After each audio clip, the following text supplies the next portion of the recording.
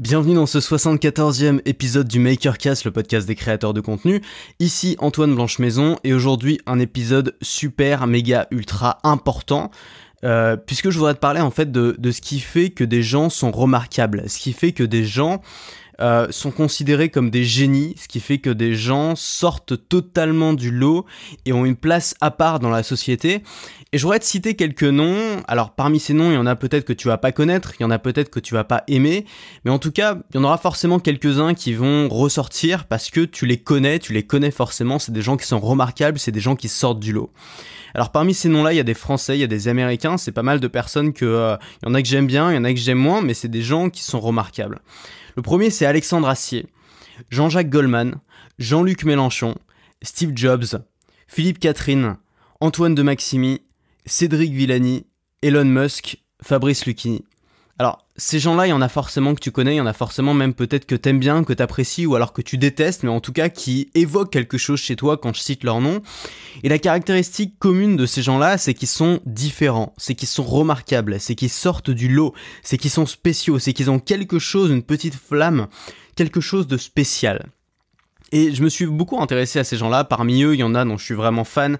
J'adore Alexandre Astier, j'adore Steve Jobs, tu le sais, j'adore Antoine de Maximi, j'adore Fabrice Lucchini, j'aime beaucoup aussi Philippe Catherine, Elon Musk, évidemment, Jean-Jacques Goldman. Bon, je suis moins fan de Jean-Luc Mélenchon, mais il a le mérite au moins de faire partie de cette liste-là de gens qui sont remarquables. Et je voudrais qu'on parle de ça aujourd'hui et qu'on parle de ton contenu aussi, qu'on ramène ça à ton contenu et comment tu pourrais devenir une personne comme ça, une personne remarquable aux yeux de ton audience. Alors d'abord, revenons au début, revenons à l'origine. À quoi ça sert de faire du contenu ? Ça sert à avoir de l'influence. C'est un peu le mot influenceur qui vient en ce moment à la mode pourquoi parce que j'ai oublié le mot évidemment j'ai oublié le mot, j'ai oublié un mot qui est hyper basique, voilà, pour qualifier, on va dire, pour qualifier les youtubeurs ou les instagrammeurs. Voilà, c'est un peu chiant de les appeler par le nom de leur plateforme parce que souvent ils sont pas monoplateformes, donc on leur a donné un nom commun qui est influenceur. Et c'est probablement un bon nom, je trouve que c'est un bon nom pour une fois que la presse donne un nom à une catégorie de personnes, elle se plante pas complètement. Et finalement, un influenceur, l'influence c'est quoi ? C'est ce qui donne une utilité au contenu. Quand on dit influenceur, c'est pas le grand Manitou qui tire les ficelles et qui essaie de manipuler tout le monde, c'est simplement quelqu'un qui crée du contenu utile, c'est aussi simple que ça. Et l'influence finalement c'est le Graal quand t'es créateur de contenu, c'est ce que tu cherches à avoir par tous les moyens. Ça, c'est quoi l'influence ? Ça sert à quoi ? Ça sert avant tout à convaincre, donc à faire passer ton message. Donc n'importe quelle personne qui a envie de faire passer un message, même si elle a aucun intérêt à le faire derrière, elle cherche de l'influence, parce que sans influence, elle fera pas passer son message. La deuxième chose, c'est la vente. Bien sûr, si tu as des produits à vendre, il faut avant tout convaincre, il faut que les gens adhèrent à tes idées, il faut que les gens te fassent confiance, et tout ça, c'est de l'influence aussi. Et puis l'influence, ça te sert aussi, même si tu vends rien, même si tu vis par exemple de la publicité, comme c'est le cas pour la plupart des chaînes de télé, ça va t'aider à avoir des annonceurs, puisque évidemment les annonceurs ne vont pas vouloir faire des publicités sur du contenu que les gens regardent en les détestant, tu vois, les gens vont faire de la publicité là où est l'attention des gens et là où est l'influence.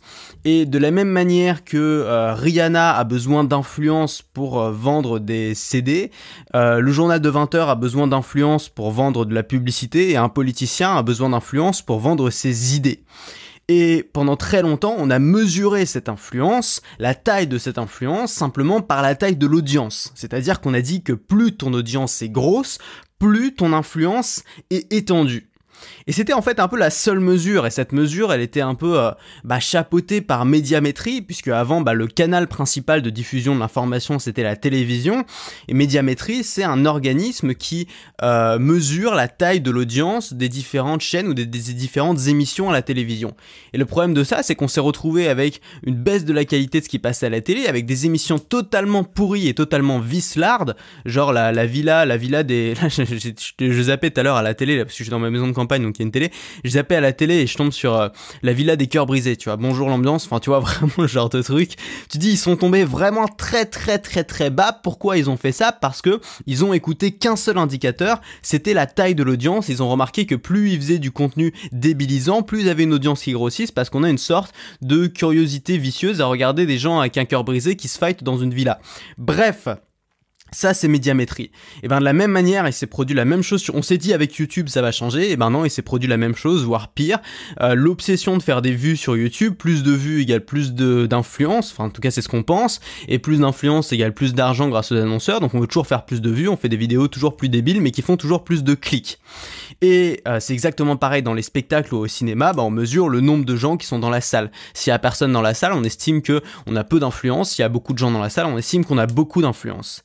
Mais tout ça c'est faux. Tout ça, ça peut disparaître très vite. Évidemment, alors c'est pas faux, une émission qui fait beaucoup de vues a de l'influence, a une certaine forme d'influence, mais si demain le présentateur dit quelque chose qui plaît pas, ou si ça fait scandale, ou je ne sais quoi, elle peut perdre son audience extrêmement rapidement à partir du moment où son audience n'est pas impliquée. Et de la même manière qu'un humoriste peut perdre toute son audience si à un moment il fait une mauvaise blague, et si les gens n'étaient pas vraiment fans de lui, ou Rihanna, enfin pas Rihanna parce qu'elle a déjà, elle a une vraie influence, mais je sais pas, une chanteuse sortie nulle part peut, ou une starlette de télé-réalité peut perdre son audience aussi vite qu'elle l'a gagnée, simplement parce que les gens n'étaient pas vraiment impliqués. Et on en arrive à la deuxième mesure de l'influence. Donc la première mesure, c'est la taille de l'audience, c'est la mesure que tout le monde prend en compte depuis des années, et la deuxième mesure, c'est une sorte de nouvelle mesure, alors qui a toujours existé, mais qu'on prend davantage en compte, j'ai l'impression, ces dernières années, qui est l'implication. Et c'est de cette mesure dont je voudrais te parler, puisque tu le sais un peu si tu me suis, moi je vise pas le fait d'avoir une audience la plus grosse possible, c'est pas vraiment quelque chose qui m'intéresse, je vise davantage l'implication de mon audience. Qu'est-ce que ça veut dire l'implication de notre audience? Comment on peut la mesurer? C'est par exemple le nombre d'actions qui vont être effectuées par les gens qui vont suivre notre audience, par exemple le nombre de gens qui vont venir à un concert de Rihanna après avoir écouté une de ses musiques, le nombre de gens qui vont acheter un de tes produits après avoir lu un de tes articles. Ensuite, ça peut être la valeur des actions qui sont effectuées par les gens. Par exemple, le truc le plus simple, c'est le prix que les gens sont prêts à payer pour ton produit, le prix que les gens sont prêts à payer pour aller voir un sketch de Gad Elmaleh. Bref, la valeur des actions que les gens sont prêts à effectuer quand ils sont dans ton audience. Et puis ensuite, il y a un troisième indicateur qui est la fidélité, c'est combien de temps les gens vont rester. Et tu remarqueras qu'il y a une grosse différence entre, je sais pas, entre des starlettes de télé-réalité qui sont connues en 2 jours et qui retombent dans l'oubli en 4 jours. C'est la fidélité. Et c'est la grosse différence entre elles donc et des gens qui sont vraiment là sur le long terme, comme la liste de gens qu'on a vu avant. C'est que ces gens-là ont une caractéristique commune, c'est qu'ils ont une énorme fidélité dans leur audience. C'est un truc de dingue. Ils ont une fidélité de malade. Ils ont des gens qui les suivent depuis des années, qui les adulent, qui les adorent. J'aurais pu rajouter Dieudonné aussi, qu'on l'aime ou qu'on l'aime pas, on peut pas nier le fait qu'il a développé une audience de malades extrêmement fidèle et qui a une très haute valeur. Donc la caractéristique de ces gens-là, et on en vient de Alexandre Astier, de Jean-Jacques Goldman, de Jean-Luc Mélenchon, de Steve Jobs, de Philippe Catherine, d'Antoine de Maximi, de Cédric Villani, le mathématicien, d'Elon Musk, l'entrepreneur, de Lucchini, le dramaturge. Le dénominateur commun entre tous ces gens-là, c'est qu'ils ont créé un univers unique. Ils ont créé leur univers et ils ont autorisé certaines personnes à rentrer dans leur univers. Et ce que ça leur permet de faire, cet univers qu'ils ont créé, c'est d'abord de vivre avec une petite audience. Alors c'est pas forcément tous leur cas, mais ça peut être notre cas à nous. Moi, j'ai une relativement petite audience. Je connais des gens qui ont une audience encore beaucoup plus petite que moi et qui peuvent vivre de leur passion parce qu'ils ont une audience impliquée. Ça permet de travailler dans de bonnes conditions parce que tu travailles pour des gens que tu aimes. Et je pense que c'est fondamental de travailler pour des gens qu'on aime. Je pense que c'est très difficile d'être là sur le long terme quand on travaille pour des gens qu'on n'aime pas ou qu'on ne respecte pas. Là, tu peux travailler avec les vrais. Tu peux travailler avec les gens qui sont fans de ce que tu fais, qui adhèrent à tes idées, qui ont la même vision que toi, qui ont la même ambition. Et moi, j'ai la chance, le privilège ultime de travailler avec des gens que j'apprécie, de travailler avec les gens que j'appelle les vrais. Ces gens-là que j'ai l'occasion de rencontrer dans les dîners abonnés ou dans les rencontres abonnés, et à chaque fois ça me fait plaisir de voir que les gens qui m'écoutent, c'est des gens qui me ressemblent, c'est des gens qui ont les mêmes idées que moi, pas sur tout évidemment, on a des points de désaccord, mais qui sont d'accord sur plein de choses et qui ont la même grande vision, des gens avec qui je peux discuter pendant des heures, et le fait de les avoir rencontrés, ces gens-là, ou d'en avoir rencontré beaucoup, pas tous évidemment, j'espère que j'aurai l'occasion d'en rencontrer d'autres, Mais le fait d'en avoir rencontré beaucoup, bah ça m'incite à continuer à faire du contenu exigeant parce que je sais que je travaille pour des gens qui le méritent tout simplement. Donc ça te permet d'avoir ce plaisir, c'est pas qu'une question d'argent, on parle pas seulement de pouvoir vivre avec une petite audience, on parle aussi de pouvoir travailler dans de bonnes conditions. Ça permet aussi de développer un capital sur le long terme. Je t'avais parlé de l'audience comme un capital, un peu comme une retraite où tu pourrais cotiser tous les ans pour développer cette retraite, bah toi tu peux cotiser tous les jours pour développer ton audience, et si tu développes une audience impliquée, elle peut te suivre pendant des années. Moi, il y a des gens qui me suivent depuis mon premier article de blog, quand j'avais 17 ans, que je connaissais rien à la vie. Enfin, ça peut être marrant de dire ça, parce qu'aujourd'hui, on va encore me faire ce reproche-là. Mais voilà, enfin, il y a des gens qui me suivent encore, c'est incroyable, tu vois. Il y a aussi plein de gens qui m'ont oublié, mais il y a une certaine, voilà, il y a une petite proportion de gens qui me suivent depuis tout ce temps-là, et alors que je fais du contenu tous les jours de 25 minutes, tu vois, c'est hallucinant. Ensuite, on a le mouvement que tu peux créer. Si tu veux créer un mouvement, pas forcément un mouvement politique, mais un mouvement dans n'importe quelle catégorie, ou faire passer des grandes idées, tu n'as pas forcément besoin d'avoir une grosse audience, tu as besoin avant tout d'avoir une audience impliquée, et souvent ces gens-là vont faire passer ton message. On avait parlé de la règle des 10 fanatiques, on avait dit que si tu veux savoir si tu vas dans la bonne direction avec ton contenu, regarde si tu as 10 fanatiques, c'est-à-dire 10 personnes qui adorent ce que tu fais, qui partagent ton truc partout, qui parlent de toi à tous leurs potes, ça c'est bon signe, tu vois. Donc 4 avantages, ça te permet de vivre avec une petite audience, de travailler avec les vrais, d'avoir un capital sur le long terme, de créer un mouvement, si tu as une audience qui n'est pas grosse forcément, mais qui est impliquée. Et puis, on a les requis. Qu'est-ce que ça nécessite? Qu'est-ce que ces gens-là, Alexandre Astier, Jean-Jacques Goldman, Jean-Luc Mélenchon, Steve Jobs, Philippe Catherine, Antoine de Maximi, Cédric Villani, Elon Musk, Lucchini, ont en commun? Quel est leur dénominateur commun? Quelles sont leurs qualités communes? Alors, évidemment, ça va être une liste exhaustive, j'en ai oublié, j'ai juste réfléchi. Parmi ces gens-là, il y a beaucoup de gens que j'adore, il y a aussi des gens que j'aime pas, mais donc du coup, c'est des gens que j'étudie depuis longtemps, des gens dont je consulte le travail depuis longtemps, et donc j'ai repéré 4 choses qui sont fondamentales et qu'ils ont tous, absolument tous. La première chose, c'est une grande sincérité dans ce qu'ils font. Ça veut dire quoi? Ça veut dire ce qu'ils pensent. Tu prends Alexandre Astier dans les interviews, ce mec, ce qui fait que les gens l'adorent, c'est qu'il dit véritablement ce qu'il pense. Tu prends Jean-Jacques Goldman, ce mec dit ce qu'il pense. Tu prends Jean-Luc Mélenchon, qu'on l'aime ou qu'on l'aime pas, il croit en ce qu'il dit et ça se voit. Tu prends Steve Jobs, il n'a pas peur de dire des trucs qui vont déplaire. Tu prends un Cédric Villani, j'adore. Enfin, ce mec-là, il est passé, c'est un mathématicien qui s'est fait connaître là de manière fulgurante depuis quelques années, qui maintenant bosse pour le gouvernement carrément, tu vois. J'adore ce mec parce que tout ce qu'il a fait, tous ses potes mathématiciens lui ont dit le fais pas mec, tu vas le regretter toute ta vie. Il l'a quand même fait. Quand il a commencé à faire de la politique pour Macron, les gens ont dit mais t'es malade, mais les gens vont détester, les gens respectent pas les politiciens. Il l'a fait, il a juste osé le faire, il a toujours fait ce qu'il voulait et c'est ça qui fait que il est particulier, il est remarquable. Ça veut pas dire que tout le monde l'aime, ça veut dire que il a une audience qui est impliquée. Ensuite, donc première chose, grande sincérité et dire ce que tu penses. La deuxième chose, c'est ne pas suivre le mouvement, mais plutôt créer un mouvement ou alors avoir une identité qui est forte. Pas juste suivre la foule, le politiquement correct, ce que tout le monde dit, ce que tout le monde fait, mais ne pas avoir peur de casser ces codes-là et d'être souvent l'instigateur d'un nouveau mouvement, comme ça a été le cas avec un mec comme Jean-Luc Mélenchon, comme ça a été le cas avec, je sais pas, un Elon Musk ou avec même Alexandre Astier qui a vraiment c'est pas tous des politiciens, mais il y en a qui ont créé une politique, qui ont créé une idéologie qui est suivie par des gens de près. Donc ne pas suivre le mouvement global. Ensuite, ça veut pas dire ne pas suivre un mouvement, ça veut pas dire ne pas suivre le mouvement global des gens, ne pas faire ce que tout le monde veut, ce que tout le monde aime, etc. Faire son truc à soi. Suivre sa voix, pas faire ce que l'audience veut, faire ce qu'on a à faire. C'est un truc aussi que dit, je crois que c'est Alexandre Astier qui dit ça.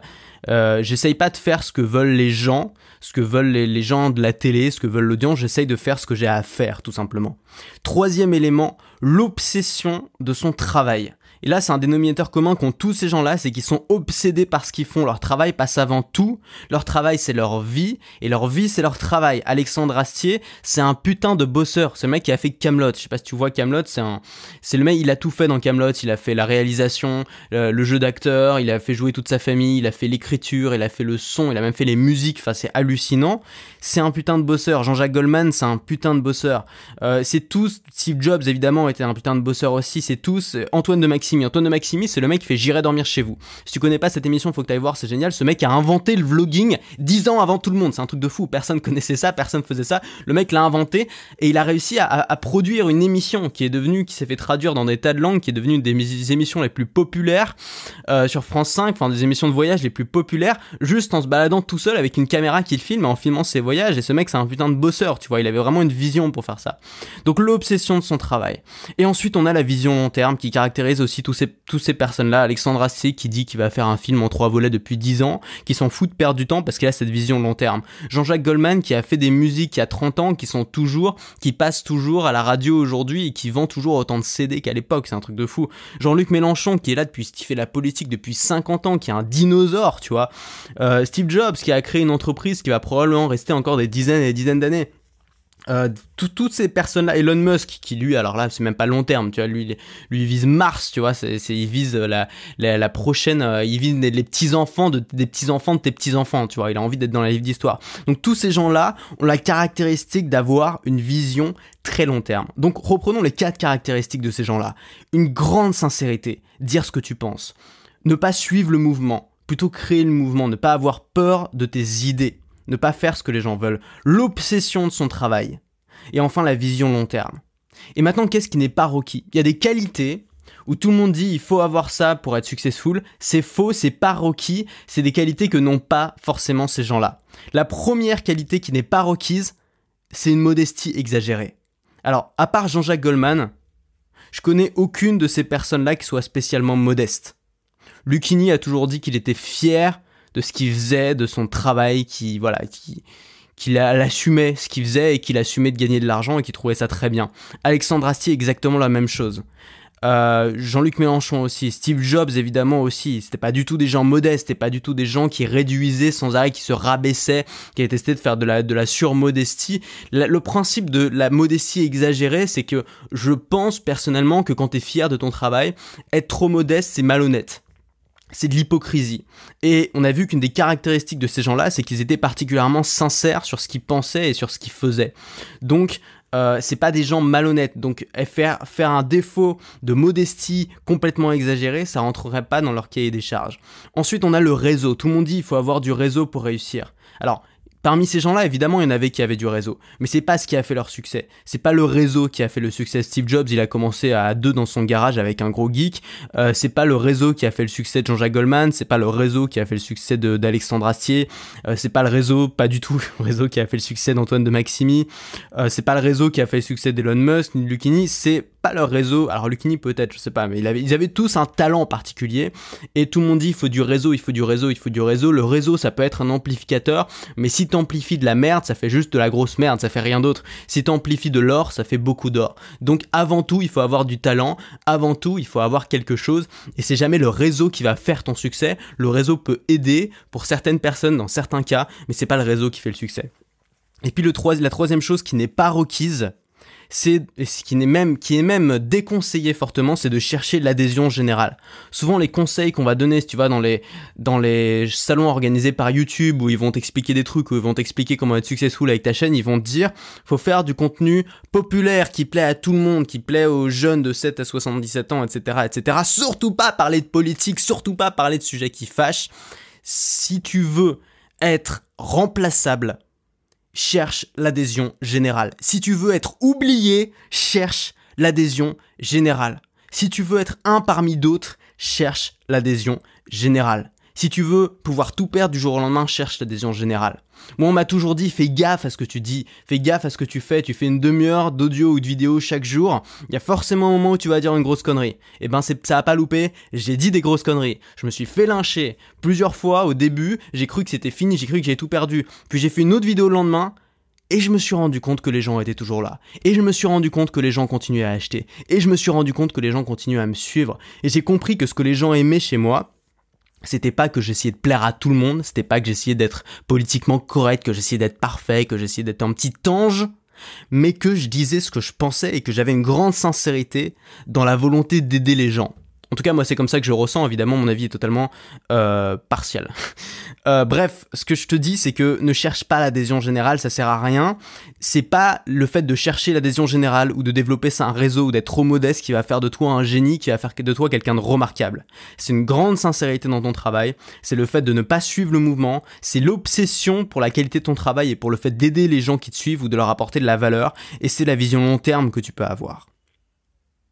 Maintenant, si tu veux qu'on aille nettement plus loin, sur la marque que tu peux créer, travailler sur ton histoire fondatrice, comment raconter ton histoire, travailler sur tes grandes valeurs, quelles sont justement tes grandes valeurs qui sont à la base de tout ça, qui sont à la base de ton univers, travailler sur ta communauté, quelle communauté tu peux créer, travailler sur ton apparence graphique, ta charte graphique, ton logo, tout ce qui va créer l'emballage de ton contenu, travailler sur le vocabulaire que tu vas utiliser, sur les produits que tu vas vendre, sur le positionnement que tu vas utiliser. J'ai fait une formation qui s'appelle Créer une marque qui vend, qui est disponible à un tarif de lancement seulement jusqu'à samedi. Tu as le lien qui est en description vers le podcast de présentation de cette formation. Il y a déjà beaucoup de choses dans ce podcast-là. Je t'invite simplement à aller écouter ce podcast-là. Si ça te plaît, de prendre la formation, profites-en avant samedi si ça t'intéresse, ce sera mieux pour toi.